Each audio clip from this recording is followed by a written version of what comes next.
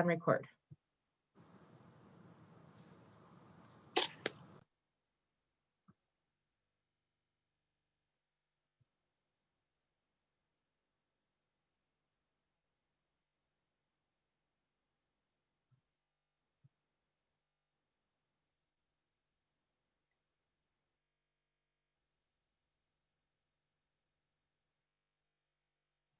Good evening, everyone. Welcome to our post-fire winter storm preparedness webinar. This is the fourth fire recovery webinar that we've held since the Carmel River and Dolan fires began. And my name is Sarah Hardgrave. I'm a policy analyst with Supervisor Mary Adams. And unfortunately, Supervisor Adams is not with us this evening. She has had an injury. She broke her shoulder and she's in recovery. So she really sends her regrets for not being able to be with us this evening. Kelsey, if you want to go ahead and go to the next slide. We did anticipate that she might be able to join us, but she sends her regrets. So based on the experience that many of you had in the Soberanus fire, I think we all know that after a major fire, we can see real additional damage occur from winter storms within a burn scar area. And so tonight we're focusing on winter preparedness and planning for the upcoming wet season here in Monterey County. And we'll be hearing from staff from our Monterey County Office of Emergency Services, the National Weather Service, as well as the Resource Conservation District of Monterey County. We're using the Q&A function for this webinar this evening. So we'll take your questions in the Q&A, but we're going to hold off on answering questions till the end. So if you put a question in the Q&A and you don't get a written response, please know that we'll get to a Q&A section at the end of the meeting. Our agenda tonight is to first talk about the burn scar, to hear from the National Weather Service on the winter storm outlook for the coming months, to talk about storms within the burn scar, and then to talk about what mitigation activities you as a private property owner or a resident within the burn scar area may be able to take. And then Kelsey from our Monterey County Office of Emergency Services is going to talk about preparedness, response, and recovery. And then we'll get to a Q&A session. We are planning another webinar and we'll share more details about that at the end of the meeting. So with that, I'm going to turn this over to Kelsey Scanlon from the Monterey County Office of Emergency Services. Thank you, Kelsey. Thank you, Sarah. So today we're talking about burn scars post-fire as they relate to upcoming winter storms and rain events. As you're all, I'm sure, aware, there is an increased risk for post-fire flooding, erosion, and debris flows if you live within a burn scar or within close proximity to a burn scar. Every winter we have the same type of flooding, and all of those communities are very much aware of the regular type of flooding that might occur.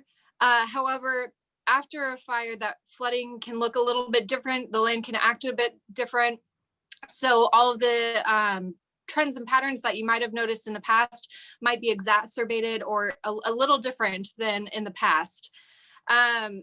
Rainfall can be about 2 to 5 times higher than normal rainfall runoff can be 2 to 5 times higher than normal small storms. You'll notice that slopes incur erosion or even failure. There's typically an increase in rockfall, extended road closures, and loss of utilities. So there's a variety of different impacts that you'll notice in your communities these coming winters. But I think the main thing that I'd like to leave you with is it's not just this year after the wildfires, it's for the next 2 to 3 years, sometimes even as far as 5 years out, that you'll see impacts from the wildfires during the winter. It is also important to note that to be just generally aware of your surroundings, especially at night. Trees may fall. You might not see hazardous materials in the road, such as rocks or limbs, etc. So as we go through this presentation, the National Weather Service is going to give you an idea of what you can expect and what you can see in the science behind debris flows and mud flows and landslides and flash flooding. So I'll let Brian, take the brunt of that presentation, but this is just an overview of the increased risk that your communities will likely experience. As you're all aware, we actually have 4 burn scars, but I left the Coleman fire off just due to the small amount of acres burned and the remoteness of that burn scar. But across the Monterey County operational area, we experienced approximately 200,000, burned acres from these wildland fires. And there are about 1,350 homes, both within the burn scar as well as within 1 mile of the burn scar. And we'll explain why we look at distances beyond just within the burn scar. So your property might not have experienced any damage, but that doesn't mean you're not at risk for debris flows and flash flooding and storm runoff. This is a map of the Carmel and River Fire burn scars as they relate to the USGS soil severity, I believe. You'll note that the values at risk are these little icons scattered throughout, and some of them, I want to say 50% of them, are within 1 to 2 miles of the burn scar. So as I had mentioned before, just because you're not immediately in the burn scar or within close proximity does not necessarily mean that you are out of danger. And this was taken from the Watershed Emergency Response Team report. So I highly recommend that people take a moment to look at those values at risk. There's a map, and then if you go through the full report in the back, you'll notice the property specific assessments. That's the soil burn severity for the Dolan fire. And before we get into the risk of debris flows, I'm going to let Brian Garcia give you an update about what the 2021 winter storm outlook is going to look like. Brian. Thanks, Kelsey. And you'll have to keep me honest here with timing, Kelsey. So otherwise, I'll just keep going. So good evening, everybody. Thanks for coming out, whether you're viewing here on Zoom or viewing live on Facebook. We appreciate you coming out and spending a little bit of your evening with us. And Kelsey, if you can stop presenting so I can present, that would be great. Thanks. You guys are all going to get to see my screen. All right. So let's do this. I'm going to run through a couple things here with you all. First, we'll do the winter outlook. And I do an expanded version of this typically, but tonight I will do an abridged version of it. So we will try to cook through this a little bit. So my name is Brian Garcia. I am a warning coordination meteorologist with the National Weather Service serving the San Francisco Bay Area and Monterey Bay regions. And we are located here in Monterey. So I live in Monterey and I experienced the wildfires in our area, of course. And we even had members of our staff that were evacuated, like many of you. So it hits home for us here in Monterey for sure. So these are the topics I'm going to rip through. Climate, I love to do climate, but I'm not going to do that tonight because I'm going to try to keep it moving.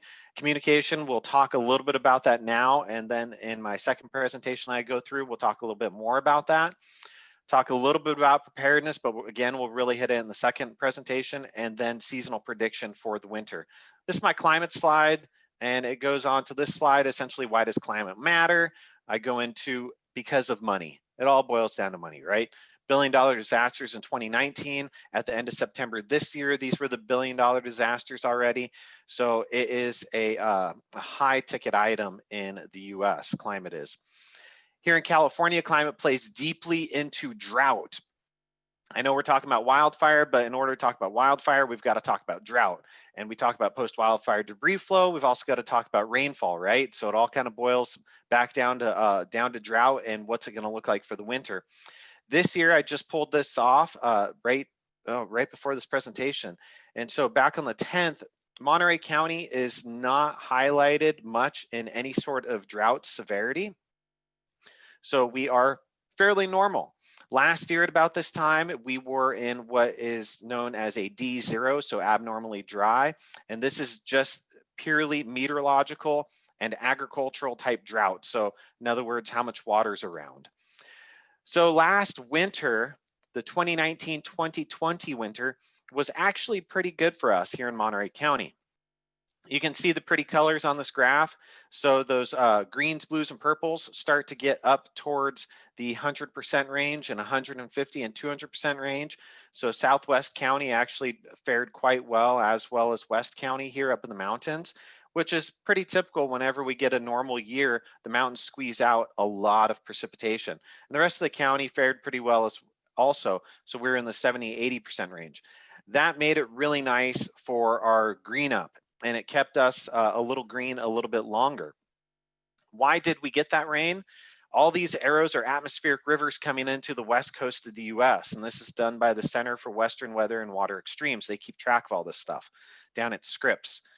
So we had a few of these orange arrows come into Central California. These are moderate atmospheric rivers, and that really helped us quite a bit. Atmospheric rivers typically bring about half of the average annual precipitation to California in a water year. So these are very important to us. All right. So when we actually get into warning type situations, we at the National Weather Service have the ability to issue emergency alert system notices as well as wireless emergency alerts. So the wireless emergency alerts come over your cell phone. They might hit your smartwatch. EAS interrupts your radio and TV broadcast, but we only get to do those for a few things. So you see this list here, tsunami warning down to dust storm warning. All of those are the ones that we get to hit EAS and WEA for. Everything else that we do, like red flag warnings, winter weather warnings, those types of things, those are what we call long fuse. So we have a lot of time to get the message out. So those don't hit EAS and WEA. These ones are pretty short order. And this year we're talking a lot about this pretty much right in the middle here, the flash flood warning. And we'll talk about that in the next presentation as well.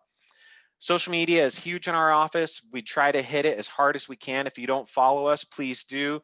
We do a lot on Twitter when the fires were going and we had smoke issues as well as continued threats with red flag warnings. We were putting a lot of stuff out on Twitter almost in real time. And then of course, we tried to be a force multiplier for our partners like Monterey County Office of Emergency Services. We'll retweet their stuff. So it's just a good resource to get more information. All right, on to Godzilla versus Mothra. So Godzilla El Nino or Mothra La Nina? That's always the question. Well, in order to get into that, we've got to look at what El Nino is, what La Nina is, and what's the normal. So in the equatorial Pacific, so think kind of between Indonesia all the way over to Ecuador, South America area, we look at the water temperatures across that area, the sea surface temperatures across that area. In El Nino conditions, those warm waters slop over right up against South America. That cuts off all the cool water from upwelling along the South American coast. Those are El Nino type conditions. And it drags all this thunderstorm activity a little bit farther to the east. La Nina type conditions go reverse. So all that water, that warm water slops over to the Western Pacific, so out towards Indonesia, and allows significant amounts of upwelling along the South American coast. And it takes that thunderstorm activity farther off to the west. That's important because the Northern Hemisphere can actually tap into some of that energy in that thunderstorm area and pull it into certain parts of the US. Normal conditions, well, it's right in between, split difference, right? So in the bottom left, what you see is sea surface temperatures. We like seeing all this red over here on the left and all the blue over here on the right up against South America. That's our normal conditions. That's how it should look. But we like to look at what it is now compared to what it typically is. So when we look at that, we get the bottom right. So we start to see anomalies. So the difference between now and normal. Right now, we're seeing all this blue through here. This region here is what we look at for El Nino and La Nina. When we get in this blue condition, that's all that cool water coming up from the depths of the Pacific Ocean. So we are actually in a La Nina year, and we're under a La Nina advisory. So the forecast for the rest of the winter plays out very well with La Nina. So we stay in La Nina for the most part through the vast majority of winter. And if you look at this x-axis down here, and I know we're getting all mathy and stuff, you see the 3 letters at each of the vertical lines here. So NDJ, for example, is November, December, January.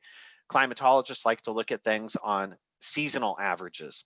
So you can see we stay down in this blue area right on through, probably about March, April, May. Once we get out of there, we go into that normal conditions. So that El Nino, Southern Oscillation, normal conditions. Why does all this matter? Well, because it really drives the weather pattern across the US and specifically across our area in Monterey County. So in typical wintertime La Nina patterns, the jet stream pops up over us and favors the Pacific Northwest for wetter and cooler conditions. Whereas down here, we typically stay a little bit warmer and drier. And that's been playing out already this year. The pattern is setting up very much in this setup. So this is what we can expect for the winter months. So in La Nina type patterns or in weak La Nina type patterns across the state, 60% have been dry, 30% have been normal, and only 10% have been wetter. But if we dig into the areas, kind of in this core area of Central California here, this region is typically drier in La Nina years and has a few near normal years, but we haven't registered any above normal years in La Nina winters. So the forecast. This is what November was looking like. All of these graphics get updated tomorrow on the Climate Prediction Center website. So I only have the graphics that they put out in October. I almost wish we had this tomorrow night so I could show you the most updated slides. But for November, this was it. Slightly above normal probabilities for above normal temperatures. So these are all probabilities. So on the right, we were seeing equal chances. So that EC means equal chances of precipitation. So above, below, or normal, about a 33% chance for each. But as we get into the next seasonal outlook here, so this is November, December, January. So remember, we like to look at seasons in the climate world. So in that 3-month period, we see a higher probability of being below normal for precip in Monterey County. And by the way, it'll be above normal probabilities for temperature throughout the entire winter. You'll see that play out here. Get into December, January, February, that below normal probability creeps northward even more. January, February, March, it remains above normal probability of being below normal precipitation. And February, March, April, continued above normal probabilities of being below normal precipitation. And then March, April, May, essentially continued dry. So we're looking overall at a dry winter this year. That said, any winter can bring that one whopper of a storm that can create some significant issues.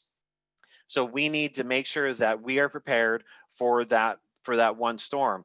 Even though I might tell you, or Dan Cianca might tell you, that we're only going to end up at 25 to 50% of our average annual precipitation by the end of winter, all of that precipitation could come in one whopper of a storm and could wreak havoc on the burn scars and other areas outside of the burn scars. So we got to be prepared for that.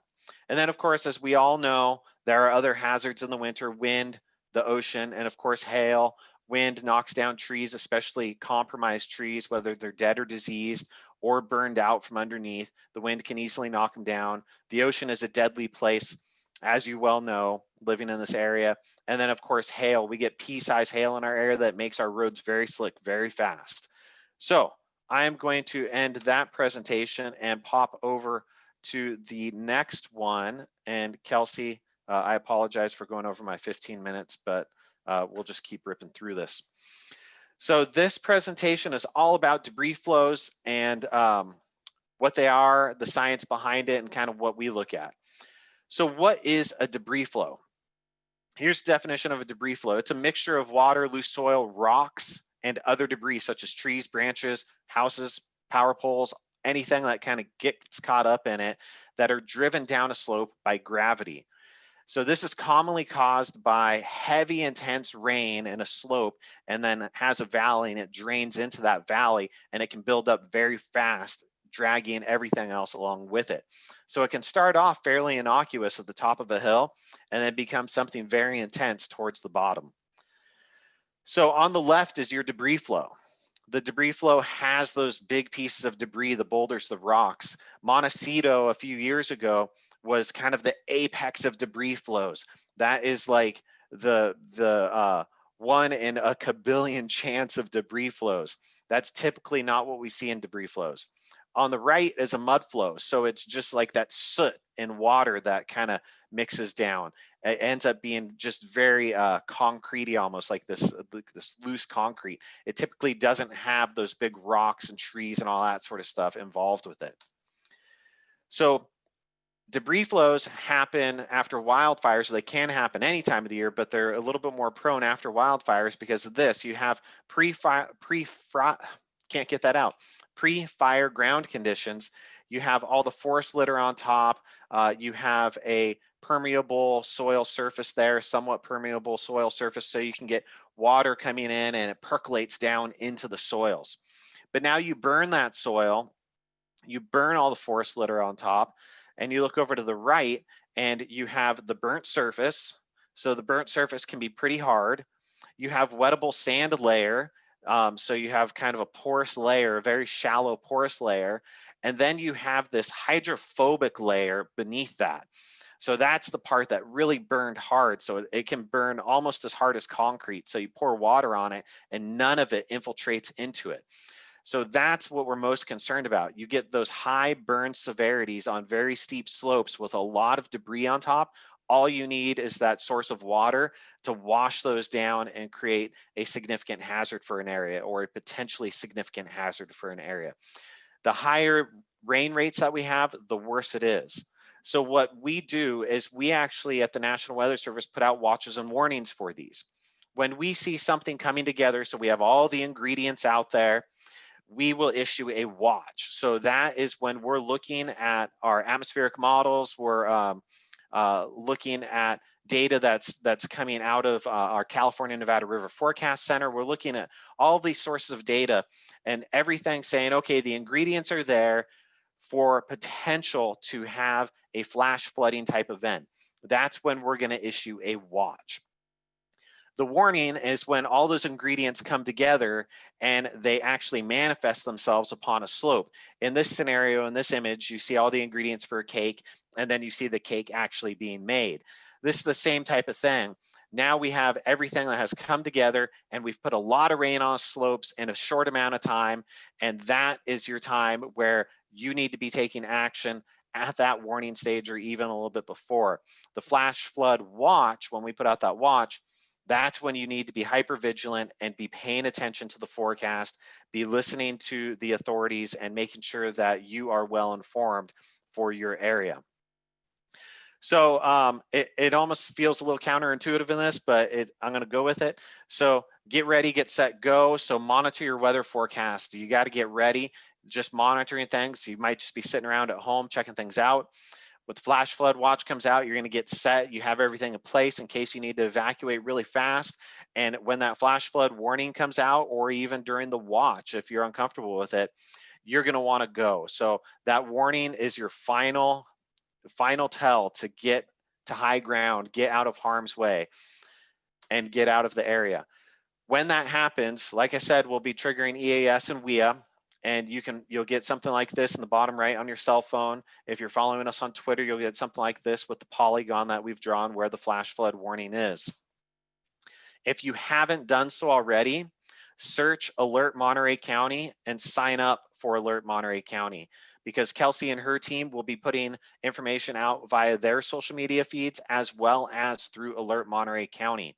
And if warranted, they'll be hitting EAS and WIA too. So the maps that Kelsey showed earlier, and she has put together a fantastic web page for the community here to look at with a lot of different layers on it. This, what I'm showing now, is strictly off of the USGS website. So this shows the debris flow probability. So if you know where you live on this map relative to the Carmel or River Fire, you can pick out kind of where you want, what you should be looking for your potential threat for debris flow probability.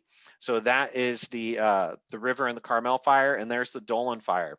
The reason you see more reds and such here is because we had higher burn severity, as well as there are steeper slopes. So you kind of put those together, and that's kind of worst case scenario. So that's kind of what we're looking at. Some tools that you can use. Of course, you can follow us on our webpage. Just go to weather.gov/Bay Area or weather.gov/Monterey, and you'll find us, and you can look on our webpage to follow along through the stream gauging network that we have here.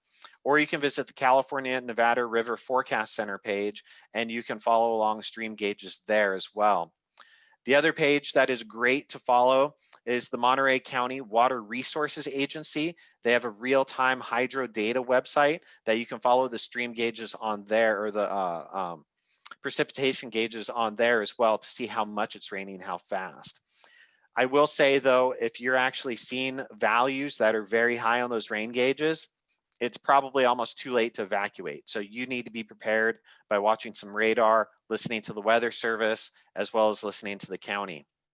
So this winter, the debris flow thresholds that we will be going with to issue flash flood warnings for debris flows on the major burn scars in our county are 0.3, 0.5, and 0.7 for the 15, 30, and 60-minute rain rates.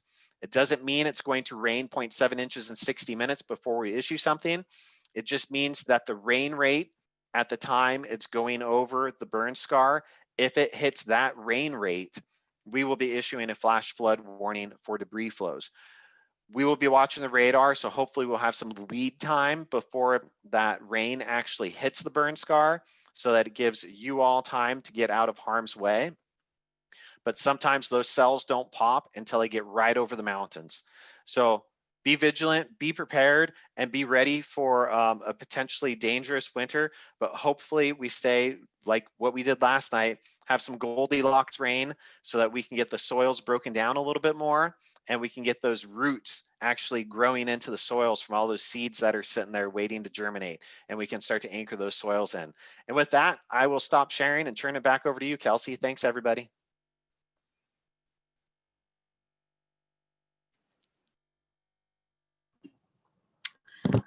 Well, Brian stole all of my slides. So and you're welcome. Thanks for that. All right, let's see. All right, so next up we have Jamie from, let's see if I get this right, RCDMC, to talk about how you can protect your home and property from winter storms, erosion, debris flows, etc. So I'm going to stop sharing my screen and you can take it away. Sure, and it's going to be myself and Adrian Carter from the Resource Conservation District of Monterey County. We're going to be talking about what you can do for your area, for your home and property. And I think, Adrian, I'm going to let you start off with that. Sounds good. Thank you. Yeah. So Jamie and I work for the Resource Conservation District, and we have been working closely with the field office for the NRCS, who has been coordinating all of the post-fire site visits. So I think Kelsey will be going through how to schedule a site visit through their website. So if you have a concern on your property, you can schedule a site visit through them. Mm-hmm. So once you schedule a site visit, just to kind of give you a rundown of what we've been doing is we look up your address and the topography, like the hills and the drainages near your house, and we compare that to that WERT report that you may have heard about. And so that gives us kind of a brief snapshot of what the state has identified as some hazards around your area. In general, what we're looking at are these, sorry, let me just get this slides up. What we're looking at are houses that are downhill or at the mouth of a canyon. So what you see in this image here is, as Brian was talking about, you'll see these drainage channels or canyons where the runoff is going to concentrate. So it's raining up here in the mountains and the water's running off. And as Brian mentioned, it's picking up stuff with it possibly, and it's coming out. And so that could potentially be, upstream of a residence or a structure. And so those are the things we typically look at potentially doing sandbags around, maybe even something more robust like K-rail or another type of barrier. Typically what we're looking at is trying to divert some of this muddy water, if there is a debris part of it, and floodwaters away from your home. A lot of what we've seen, though, has been great because it's been more, this is a little more risky. Typically what we're seeing, though, are more houses that are not in that situation, which is great. They might be at the bottom of a hill, a burned hillside. And it's one of those things where it looks really scary. You look up on your hillside and you see charred trees and all the grass might be gone. But hopefully what you're also starting to see are some little green growths. And I don't know, our oak trees and our chaparral are starting to regrow because the burn severity in our area wasn't super great. We had low to moderate. And that's one of our best case scenarios. A lot of times you see that high burn severity in forested areas. And that means that we still have a seed bank. It means that our trees and some of the bigger vegetation might be burned and charred, but a lot of those roots are still viable and they're still producing and they're still going to work to regrow. We typically try to provide some recommendations for houses while we're waiting for these watersheds to recover for the vegetation to regrow. And so this slide shows some typically people can do sandbags around their houses. So if you do have a hillside that's been burned above your house, you might see some sheet flow. So you might see some like muddy water and it looks a little messy after the rain. But the messiness is not necessarily a risk, but that is where the site visit can come in handy to help you understand what, how risky the site is. A lot of times what we're recommending are sandbags to help, again, divert that flow away from your property. We've seen some fencing that seemed to work. It looks like it could be appropriate for helping divert the flow. And then in other cases, like I said, we may recommend something more robust. Typically, when we see these hillsides, what we're telling people is to, if you can, try to lightly irrigate them because that's going to, again, encourage that growth. We have had, I like the term, the Goldilocks rain events, where we've had these little sprinkles. Even some of those foggy mornings that we had just following the fires were great because that added moisture to the ground and that encouraged that regrowth. Again, in our area, especially along River Road, those watersheds had, the lower burn severity. And so they are more likely to have that seed bank and those viable roots. And so they're more likely to have that regrowth.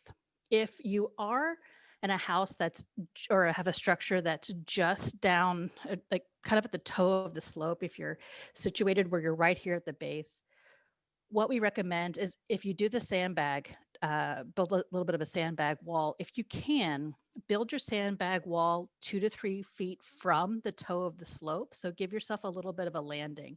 So whatever kind of soil or if there's any kind of mud that comes off of that, it can land here. Again, these hillsides are more sheet flow. It's not that concentrated runoff that that can produce, riskier scenarios for you.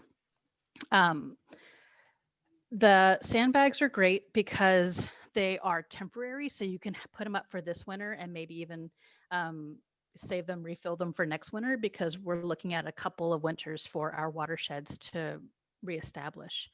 And just some ideas for you guys to keep in mind as you're putting up your sandbags. you only want to fill them half full. And that's for a few reasons. One is you need this bag to actually be able to fold over to keep the sand in place. It makes it more mobile and it helps it nestle into the other sandbags to provide a better seal. And you want to point that end upward so the bag can't come loose and then the sand goes away. You want to stack them like you would bricks. So that means that you have your top sandbag so that it's situated over the middle of it, situated over where the bottom two come together. And it's like, I'm sure people are familiar with that, that layout. Similarly, when you're stacking them taller and you want to provide a wider base, it's good to, again, stack them so that they're overlapping. That's really key. Again, these sandbags are great for diverting some of the muddy waters we might see coming out of some of these watersheds. They are not watertight. It's not a seal. So make sure that you're aware of that as you're placing them. We typically tell people the best thing to do is to stay vigilant, as Brian said, and we're all probably going to reinforce this, monitor the weather reports. We also say you can inspect your property, look for like new signs of erosion or concentrated water, because that might be a sign of something else. And what may work for you or your neighbor may not work for somebody else, even in the same neighborhood. So be mindful of that. And nothing's really foolproof. So keep that in mind. And we just want you guys to stay safe. So with that, I'll hand it over to Jamie. Thanks, Adrienne. So we're going to move to the next slide. So some of these mitigation strategies, you know, there's a lot you can do. Again, I'm going to emphasize that if you can and you think your property is in jeopardy from conditions resulting from after the fire, to call a licensed consultant or the NRCS or RCD. And again, Kelsey will have that information, how to contact us. But one of the main recovery strategies, and I've gotten this from Rich Casal from the Resource Conservation District in Santa Cruz, is it may sound controversial, but is often just letting nature do its thing. Now, I'm not saying that's what's going to happen in every situation, because again, we need to have someone look at the site and assess it. But often, more often than not, that's what will happen is we'll say, I don't think you need to do anything here, because it usually will do the job by itself. There's a seed bank that's already in the ground. Unless you're immediately adjacent to a high severity burn, everything will come back within a few years.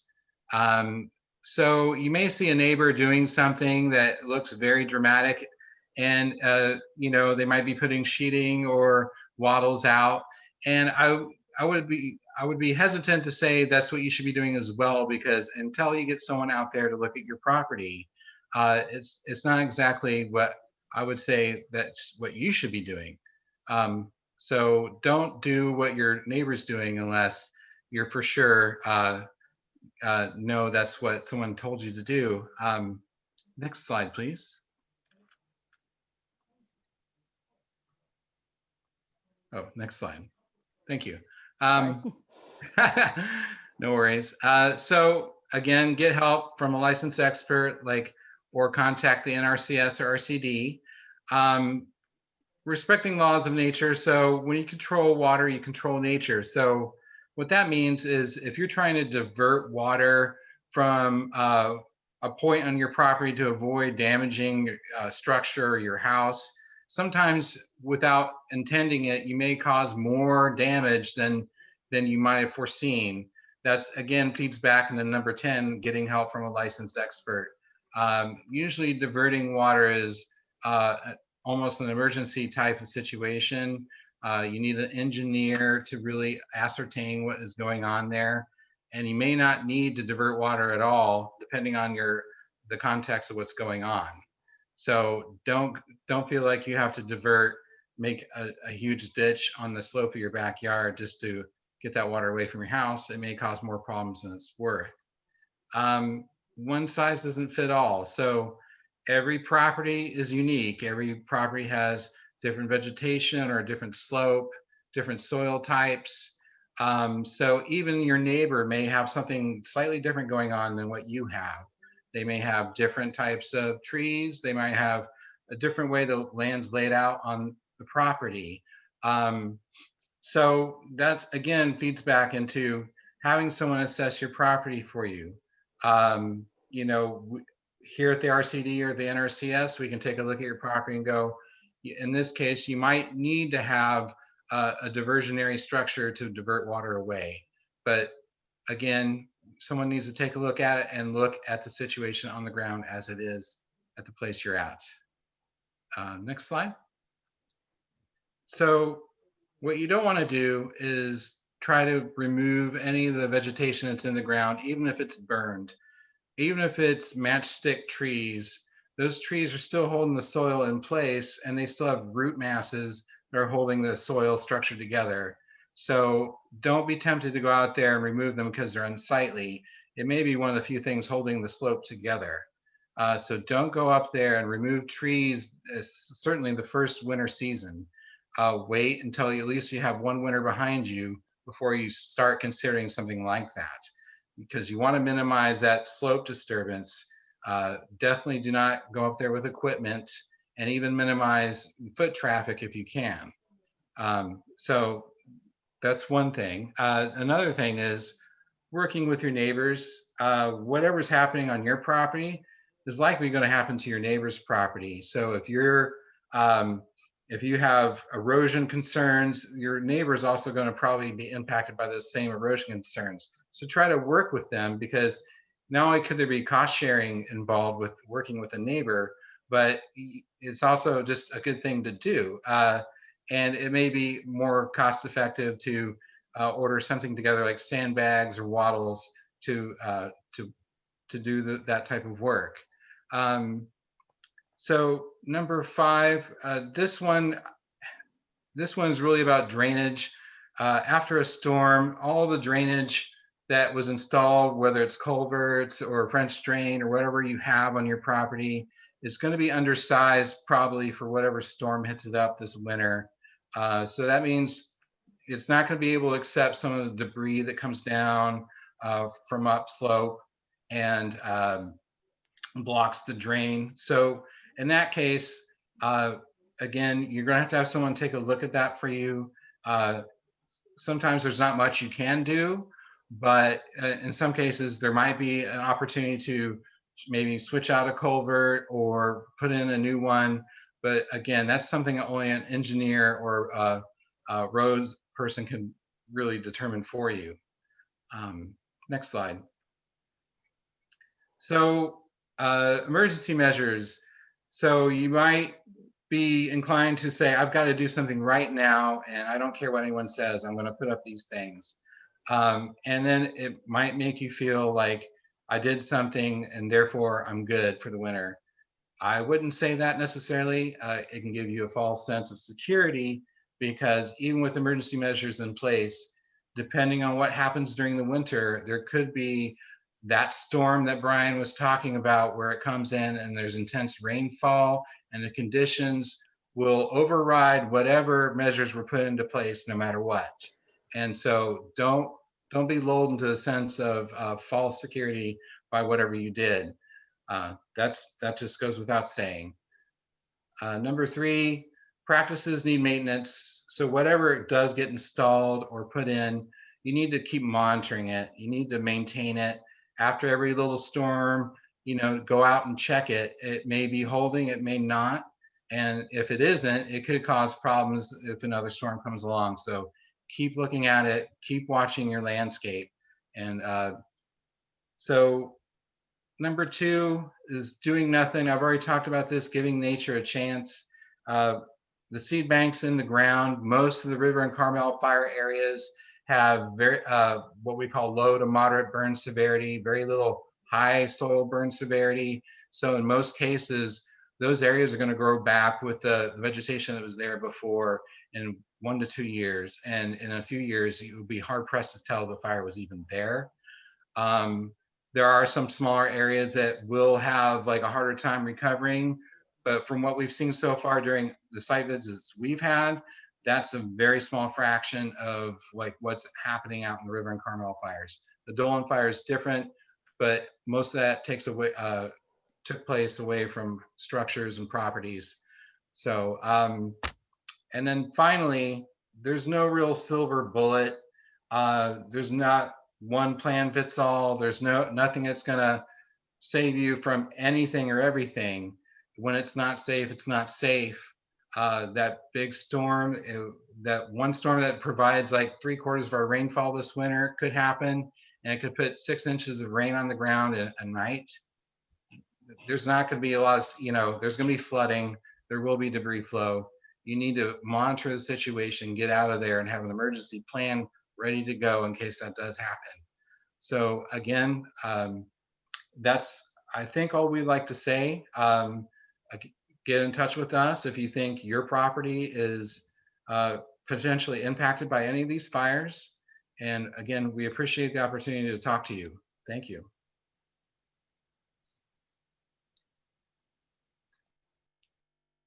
Thanks, Kelsey. Yeah, no problem. I'm just gonna hop back to sharing my screen real quick. So for people who have not had the opportunity to have Desi or Jamie out on their property, I highly recommend you setting up an appointment with them. You can either call us at 831-796-1902, Monday through Friday, 8 a.m. to 5 p.m. Or you can go to the Monterey County Watershed webpage at www.co.monterey.ca.us/watershed. And you'll note, if you can see my screen, the turquoise button in the right-hand column, it's the second one that says request a private property NRCS assessment. And it'll take you to a form that you can submit. And Desi looks at that daily. So she would be the one that would reach out to you to schedule that appointment. The information is confidential. They do not share it with us unless it is a project that's recommended for federal funding. So please go ahead and do that. If at the very least, you'll learn a lot about your property.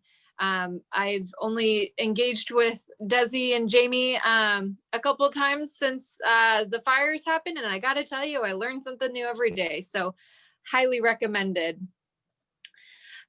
We've also received a lot of questions about sand and sandbags. You can pick up loose sand from any of the listed locations and pick up sandbags from any of the fire protection districts. You can find these two documents on our winter storm webpage, which is www.co.monterey.ca.us/winter storm. I'll provide that URL at the end of the presentation as well. Let's see. We've gotten a lot of questions from property owners who have a destroyed home on them from the wildfires. While not required, I know a lot of you want to protect your property and the properties around you from any type of ash or debris runoff. So we recommend that if you are unable to remove the debris before the next winter storm or are waiting for the government-sponsored program to begin, we highly recommend that you place wattles around the perimeter of the debris. If at the very least, it filters out the runoff as it makes its way down the hill. So you can do that, like I said, with wattles. If you don't have wattles, you can use fallen branches or other types of materials that are naturally found on the land. But I maintain that if you're participating in the government-sponsored program, please be sure not to disturb the debris pile and ash pile. And if you feel uncomfortable making a berm, if you will, around the debris, feel free to take pictures with date and time for documentation purposes. All right, let's see, wrong way. If you have private roads or culverts on your property, we highly recommend that you clear them out. If they were damaged, then you should probably consult a professional on how to get those repaired.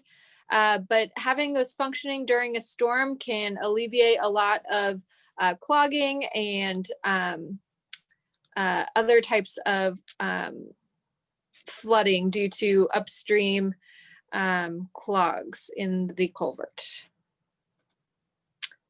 So in terms of preparedness, I had already mentioned that Brian stole a lot of my slides, but we, just as the National Weather Service does, the Monterey County Water Resources Agency, as well as the Monterey County Office of Emergency Services, actively watch rain gauges, essentially. I know that doesn't sound too exciting, but for some people like Brian Garcia, I'm sure it's riveting stuff. We recommend that as homeowners and people who live within the close proximity to a burn scar or within a burn scar, that you follow along with us throughout the winter, and you can monitor those rain gauges either at the Monterey County Water Resources Agency or the National Weather Service forecast table. The URLs are here. And track all the gauges west of a burn scar, as that's typically where the rain is coming and is a bit more predictive than waiting for it to settle over the actual burn scar. And as Brian had mentioned, the thresholds that have been determined based on the WERT reports and in coordination between National Weather Service and the Monterey County Water Resources Agency, those thresholds are 0.3 inches in 15 minutes, 0.5 inches in 30 minutes, and 0.7 inches in 60 minutes. We have a winter storm dashboard that is on the webpage as well, that you can monitor, river gauges, as well as look at the advisories and the flood status of the county. This is up year round, so this isn't necessarily burn scar specific, but if you like seeing data and like feeling like you're in charge of your own destiny, I highly recommend checking this out. Brian had mentioned the differences between watches and warnings. You'll note that with every watch and warning that goes out, our response as the county also escalates throughout the process. So when things turn to advisories, we start initiating EOC activation protocols. We start issuing public notification. We start mobilizing resources as events unfold. And so our response is very much proximal to the type of weather that we're seeing. And we work very closely with all of the county departments, as well as our state and federal agencies, to make sure that our response is appropriate.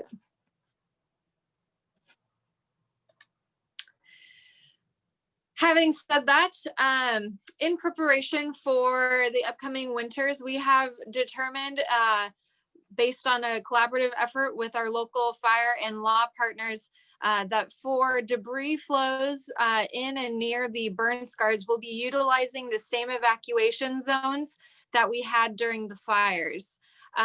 This is just a snapshot of the zones that you saw about 3 or 4 months ago when the fires first started. This map will be up and running on the Winter Storm webpage by tomorrow at 5 p.m.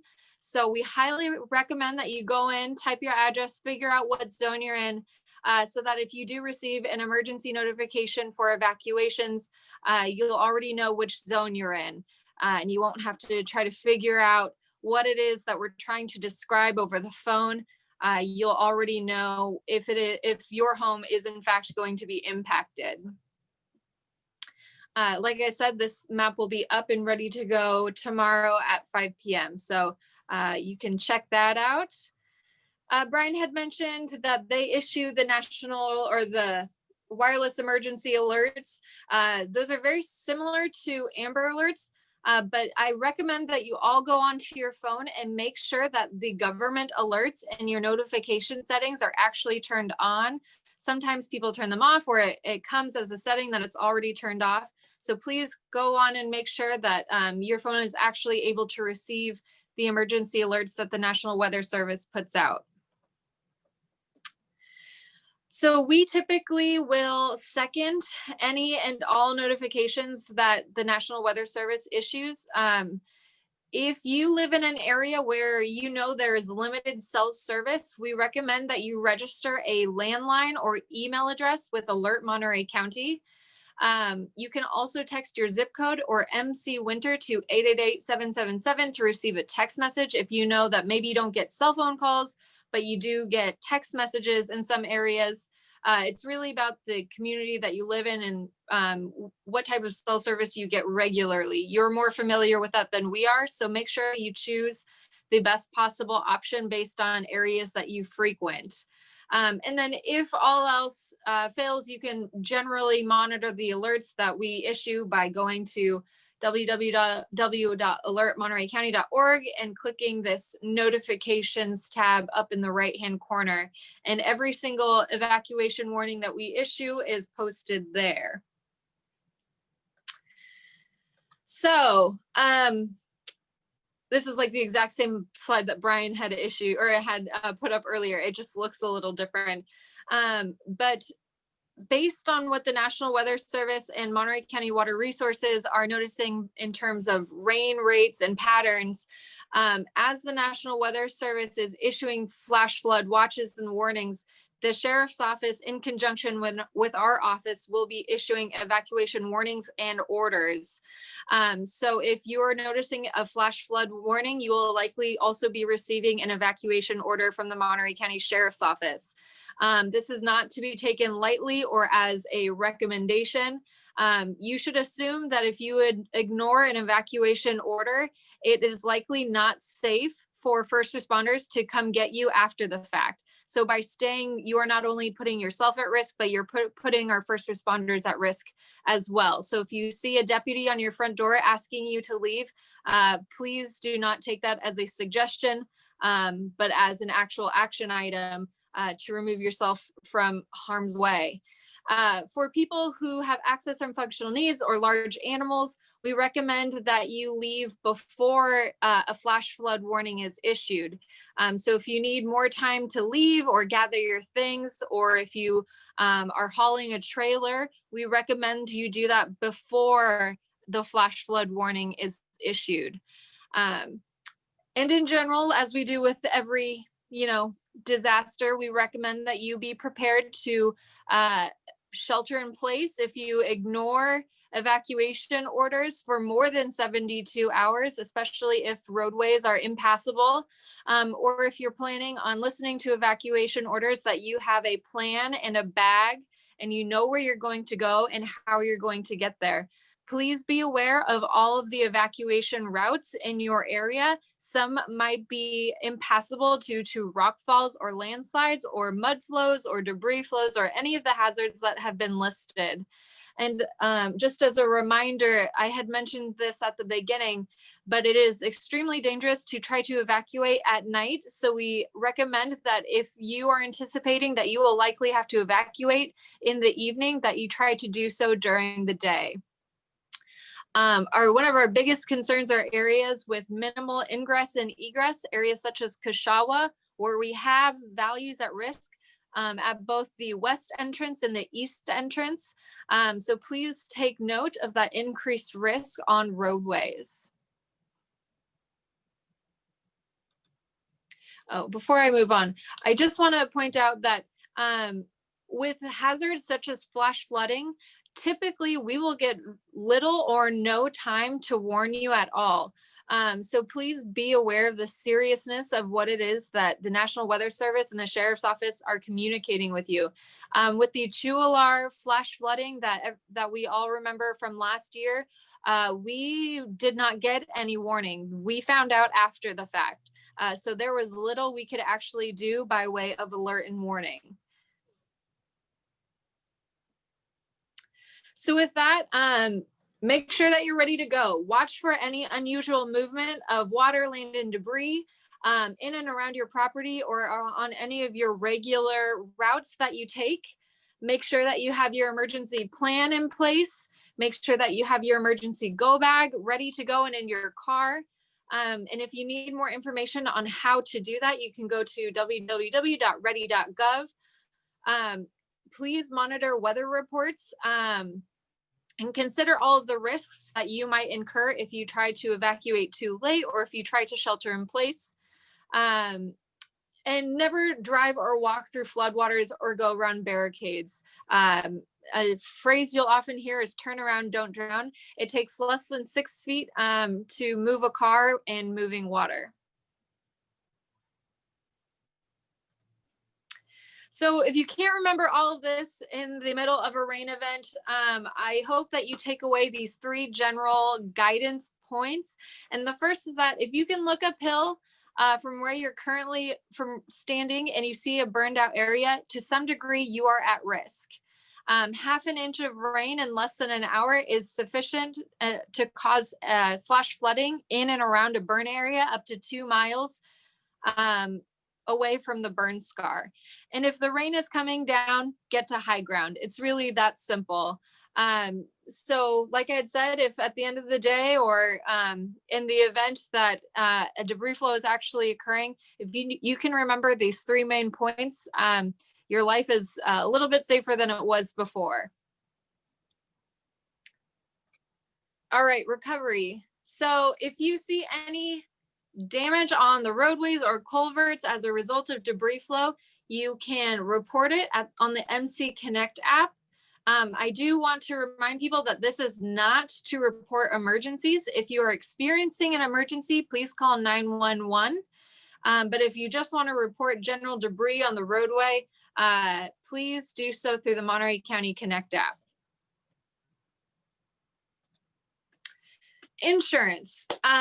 So Chualar and the flood that happened in 2019, a vast majority of those homeowners found that they were not insured for floods as a result of a natural disaster. They were covered for, pipe bursts or other type of flooding in their home, but not as a result of natural disasters. I highly recommend that all property owners look at their insurance to see if it covers mud flows and debris flows and landslides and flooding in general. If it does not, you need to contact FEMA's National Flood Insurance Program. They're the only ones who offer flood insurance. So you can either talk to an insurance agent or you can call the help center at 877-336-2627 or visit floodsmart.gov. Like I had said, we've seen time and time again, properties thinking that flood insurance doesn't apply to them. If you live within two miles of the burn scar, it applies to you. And I highly recommend that you look into what it is that your insurance covers. All right, I had mentioned our winter storm webpage. This is just a screenshot of it, but there's some sweet videos from let's see, the California Conservation Corps, the Storm Ready, there's a Storm Ready PSA, National Weather Service, CAL FIRE has some good stuff on there. And everything we've talked about in this presentation can be found on that webpage. Tips on how to install sandbags and wattles are all on there. And you can learn more about the post-fire watershed risk and read the WIRT report. It's just a treasure trove of knowledge. So I highly recommend that you take a moment to review that webpage and all of the links within that webpage. All right, Sarah, I'll hand it back to you. Thank you very much, Kelsey. And thank you very much, Brian from the National Weather Service and Jamie and Adrian from the Resource Conservation District of Monterey County. Those were very helpful presentations. We're now in the Q&A portion of our meeting, and if you're participating by phone, I'd ask that you raise your hand by pressing *9, or if you have a question and you're in the Zoom, you can use if you go in the participants, you can use the raise hand function. And I'm not seeing any raised hands at this time. Does anyone have any questions you'd like to ask of our panelists this evening?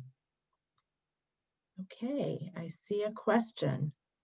There is a question about the approximately 3rd mile marker on Kashawa Road. And I see that we have Enrique Saavedra. Yeah, so that was from the first question that Mr. Wecker had asked if the culvert that's at the 3 mile marker on Kashawa Road is going to be repaired by the county public works. Okay, I had seen Enrique. Yes, Enrique, please, would you help Yeah, answer that question? Yeah, good afternoon, everybody. Yes, we have the county public works department has been out there on Kashawa Road repairing a number of culverts on this section of the road that's in the fire zone. The culvert work that we're working on right now range from milepost 1.5 all the way past the to, I would say, milepost 3.5. So I'm thinking the one that the person's talking about is probably in there, but not knowing exactly where it is, I couldn't tell you. But there's probably a dozen culverts we're changing throughout there. So I'm pretty sure we're covered if it's the one I'm thinking about, where it is. Thank you for that, Enrique. And does anyone else who's watching have any questions?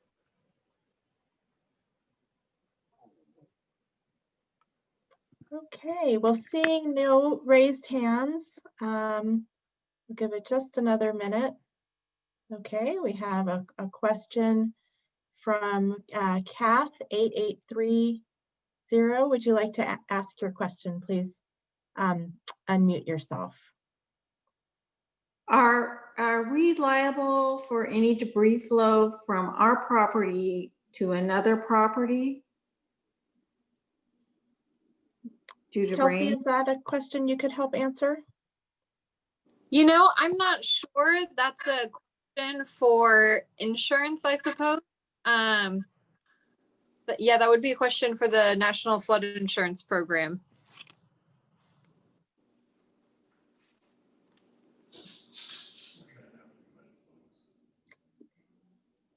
I'm sorry, Kath, I'm not sure we have any further information from you, but I would recommend that you follow Kelsey's suggestion and contact the National Flood Insurance Program.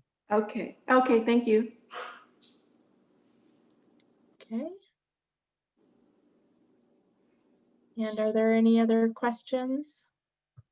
Let's see. Enrique, Mr. Wecker has given his phone number. If you could please make note of it. Sure.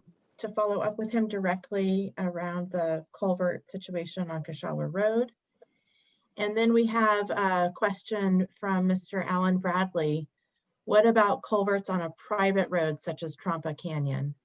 And maybe Enrique, you could help answer that question as well. Yeah, what's the question again?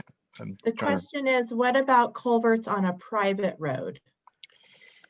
Okay, so the work we're doing now is the culvert work that's on public roads, and we are limited to only working on the public rights of way. We can't go onto private property to repair culverts that are off the county right of way. So the answer is, I guess, no, we can't really work off the public right of way.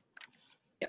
So the responsibility for maintaining culverts and roads is the responsibility of the likely HOA or whomever it is that owns that roadway. Okay. Thank you for that answer. And are there any other questions? Again, if you're on the phone, you can type *9 to raise your hand. Just a few call-in numbers. Okay, well, I think seeing no questions at this point in time, I thank everyone for your participation this evening. Kelsey has just a little bit more information to share about our next webinar.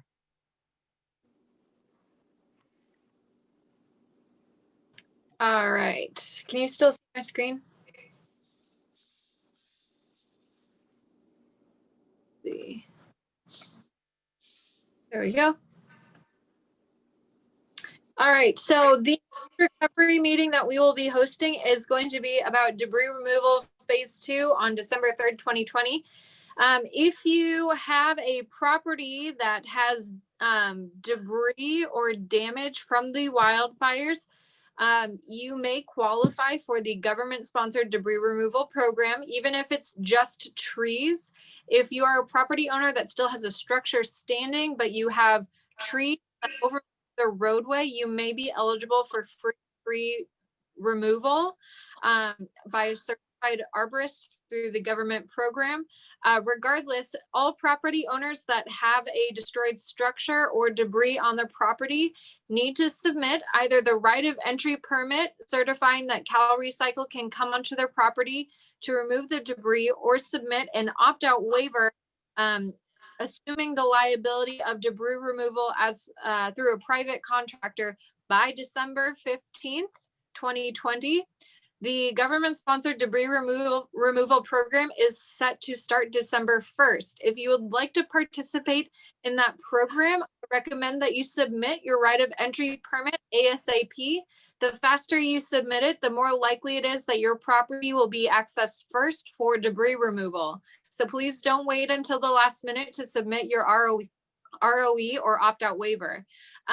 If you have additional questions about debris removal, I recommend that you participate in the December 3rd debris removal webinar to ask your questions and to gain additional information. Phase 2 is, we do not have a start date set for Trampa Canyon yet, but I recommend that if you want Cal Recycle to work on your community before others, that you get all of your neighbors to submit ROEs as well. So encourage them to submit ASAP. The more ROEs they have in one area, the more likely it is that they will target that area first to make sure they have all the resources there. Instead of having to do several different runs to the same neighborhood, they'll try to do it all in one lump approach. So highly recommend that you contact your neighbors and encourage them to submit their ROEs. That is all I have about the next meeting. And that's the end. So thank you all so much for coming. If you have questions, you can email Sarah Hardgrave or contact our office directly, and I'll give it back to Sarah. Great, thank you. I see we have one last question from Alan Bradley, and that is, who is the contact for Cal Recycle? Cal Recycle has not set up a hotline. They are deferring everybody to the county. So if you have a specific question about Cal Recycle and the services they're providing, you can contact us on the county hotline, which I will pull up here. Is located debris removal phase 2 information. You can call us at 831-796-6472. This phone number is directly forwarded to my cell phone, so please try to keep normal hours when calling, but obviously understand if it's all last minute, you can feel free to call at any point in time. Thank you. And I see one more question from Kath 8830. You have your hand raised. Oh, so if we want our neighbors to call and get a right of entry form, what number do they call? It's that same phone number. Oh, the hotline phone number? Okay. Yep. 176-6472. Okay, thank you. Great. Thank you. Let's see, we have one more question now from Christian. I'm going to allow you to talk. If you could please unmute yourself.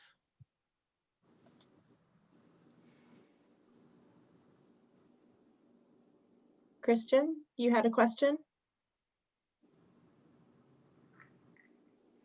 Those people right below us, I think we should.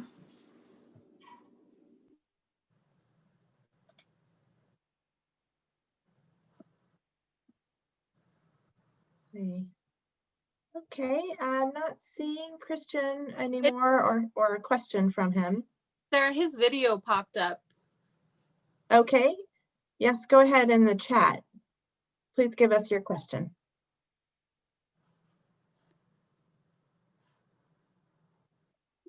Yes, go ahead, Christian, you're unmuted. Oh, he might not have a mic. Can you type your question for us in the chat, please?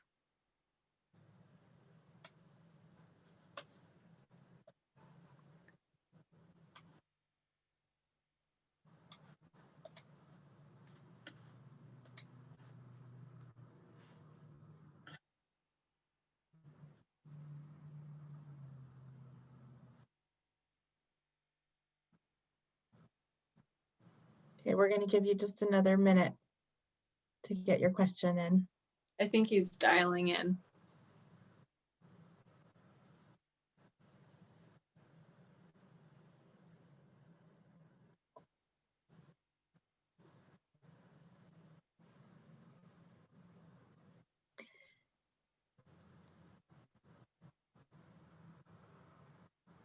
Christian, if you are having trouble with getting your question into the chat, why don't you plan to call Kelsey at 796-6472 with your question?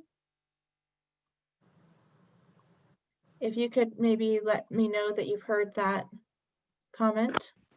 Hi, I'm sorry. Can you guys hear me now? We can hear you now. Please go right ahead. Oh, wonderful. Hi, Sarah. My name is Christian, and I'm calling here from our neighborhood. We live here in Sky Ranch. Was one of the main neighborhoods affected. I'm on the phone call here with my husband, Marco Flagg, and we own the property up there. We are.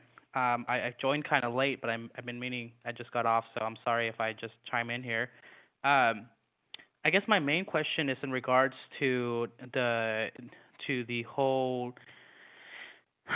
The way things are being handled as of right now by the Monterey County, we've been having a lot of trouble with the phase 2 with the debris and removal and cleanup. At one point, they told us that we were kicked out because we decided to clean up ourselves. And by I mean cleanup is remove all the ashes and everything that was left behind there. And so for the phase 2, when we checked in to see if we were still available, we got this letter from the Monterey County saying that we were going to be kicked out because we cleaned it up ourselves and so forth. And so I guess my question is two things. One, is that even possible, or can we get kicked out from the debris removal and cleanup? And then two, I guess why is it taking so long to get a rebuild permit from you guys, given that compared to anybody else in our neighborhood, we've actually done the cleanup. Right now we're literally living on site, and as we live on site, every morning we have, I don't want to say every morning, but here so often there's a lot of wind coming into the valley there, and we just see ashes and ashes from the neighborhood houses just flying everywhere. And it's just sort of on my end, from what I received, why we haven't gotten some sort of why haven't we been signed off to rebuild is because the environmental agency is saying, that we have to wait. I mean, I don't understand what the environmental agency is waiting for. The problem is that we're seeing right now is, again, ashes being with the rains dispersed everywhere. We see ashes blowing everywhere. And so I guess, again, my question, just to bring it all back, is what's the holdup, and what can myself do in this case where I don't know if to move forward anymore, because I've already, like I said, we already cleaned up, so there's really nothing left for phase 2 for them to come and clean up.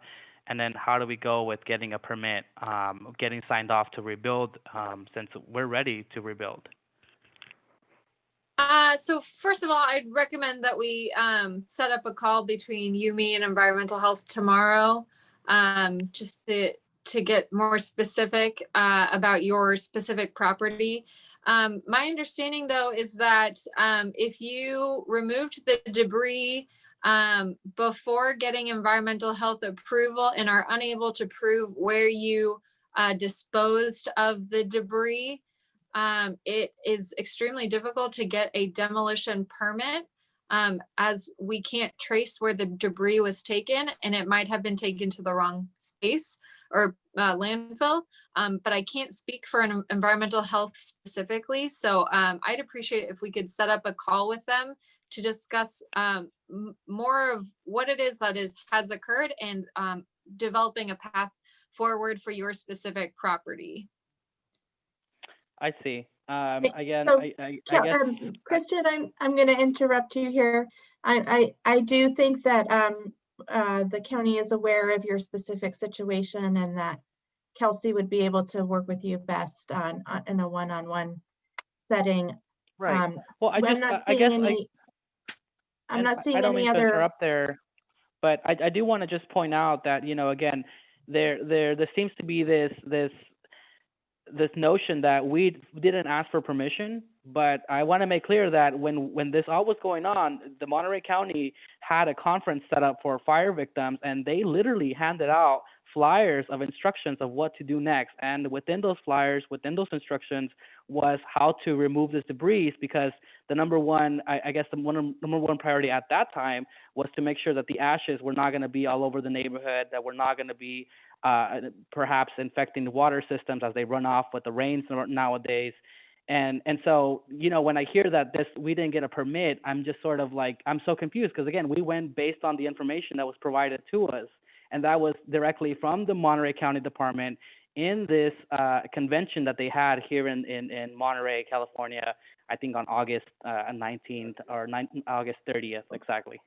So Christian, I do believe the county is familiar with your situation and is planning to work with you. And I do think the best way to move forward is for Kelsey to have the follow-up one-on-one.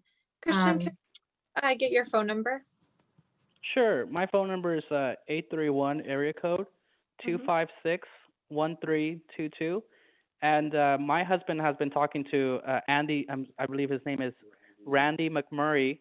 Yes. And his Marco, my husband's number is 831-236-7750. And he'd be best to talk to in regards to all this. I just, again, I didn't want to miss this conference you guys had going on. Absolutely. So I'm going to give you a call first thing tomorrow morning. Is that okay? Sounds great. I appreciate that. Okay. And I see in the chat that we have somebody else who feels that the rules from the county have changed and things are being slowed down. We hear you. And I will just say that, and I had mentioned this on the last debris removal call, is that the government-sponsored debris removal program is not a debris removal program managed by the county. It's actually managed by California Governor's Office of Emergency Services. And so the delay in the government-sponsored program for debris removal is really sitting at the state and federal level. We are one of 21 counties participating in this overall program. And so as they've been developing it, we've had to change our quote unquote rules to meet the requirements of the state and federal debris removal program, while also making it equitable for property owners who choose to do it on their own. So, and that's has a lot to do with testing restrictions for ash and soil samples and the overall process for getting the debris removed. I will also state that the local landfills are putting limitations on what they are willing to accept, and that's really outside of the control of the county. So there are a lot of different agencies and players in the game, if you will. And so we appreciate your patience and understanding that not just in Monterey County, but in the state as a whole, this is the most cumulative disaster damage that we have seen, I believe, in state history. So like I had said, we appreciate your patience and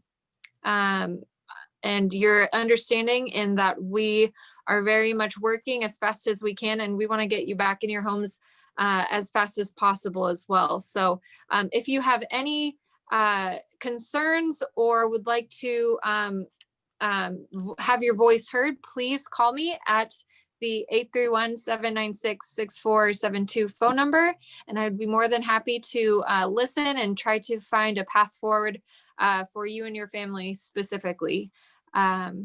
So, yeah. So thank you for that, Kelsey. I would note that the next webinar on December 3rd is going to be solely focused on the phase 2 debris removal process. So we'll have a much more thorough discussion with all of the relevant partners involved at that next webinar. Do you have anything you'd like to add, Kelsey?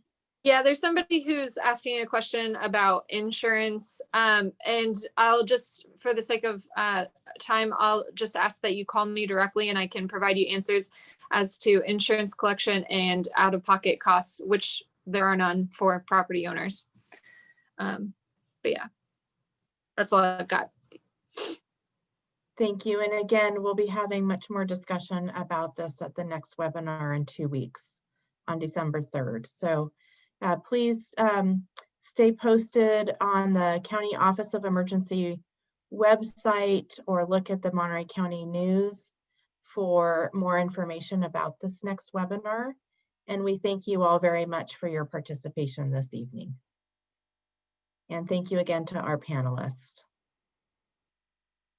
We know this is a very difficult time, and it's been a very traumatic experience for everyone within the burn scar area. This recording will be available for review, and we'll be posting it on the Monterey County YouTube page within the next few days. Thank you so much. Thank you.